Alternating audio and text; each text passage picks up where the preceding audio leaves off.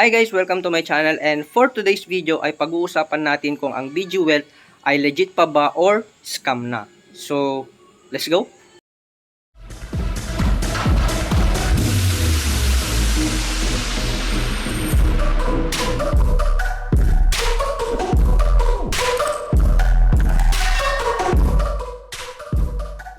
Bago po tayo mag-start, ang video ito po ay para po sa mga may current or existing account sa BG Wealth. So, unang-una, alam po natin na meron po tayong binayaran na 12%. So, hindi ko na po i-discuss kung ano po yung binayaran nating 12% na yun kasi alam ko pong alam nyo na po yung binayaran nating 12%. And ang pangalawa naman po, nagkaroon po tayo ng migration. So, from DSJ, lumipat po tayo sa HQI. So, yun po yung ginagamit natin ngayon na kung saan pwede po tayong mag-trade. And next po is, para ma-activate yung HQI account po natin, nagbayad din po tayo dito ng $100. So, yung binayaran po nating $100 is para magkaroon po tayo ng GC na BG040. So, yun po yung binayaran natin na isa para ma-activate po yung account natin sa HQI at para magkaroon po tayo ng BG040 GC para makakuha po tayo ng mga trading signal.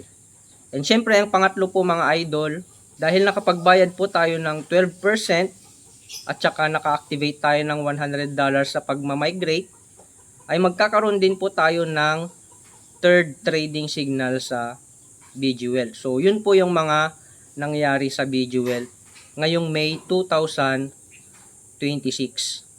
Okay mga idol, so ang next naman is nag-login na ako dito sa ating account. Okay, so makikita ninyo dyan na meron tayong $1,289. Okay, so pindutin muna natin itong recharge. Yan, so and then next is pindutin naman natin itong mga idol. Yan, so makikita natin dito na meron tayong na-transfer dyan na $800. So yan yung na-migrate natin from DSJ to HQI.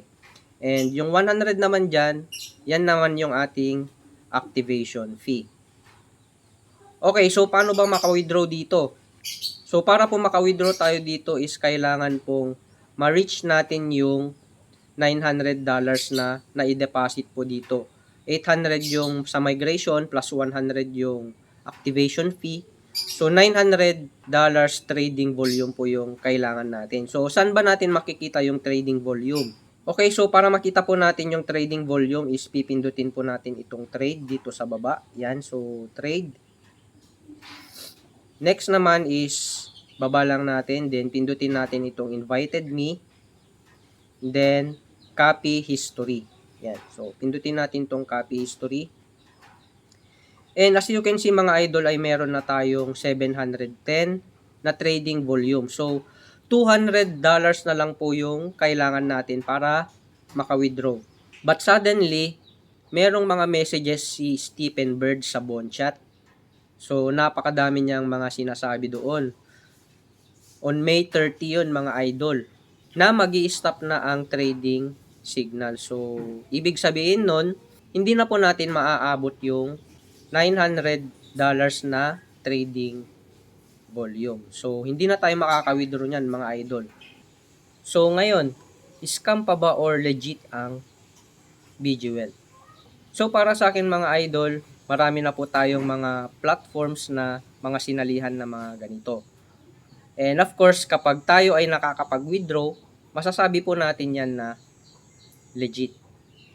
Pero, once na ang platform po ay marami na pong mga hinihingi yan, nagpapabayad na po sila ng mga tax, nagpapabayad na po ng mga fees, mga activation fees, mga ganyan. So magtataka na po tayo and alam po natin na meron na po silang mga ginagawang something.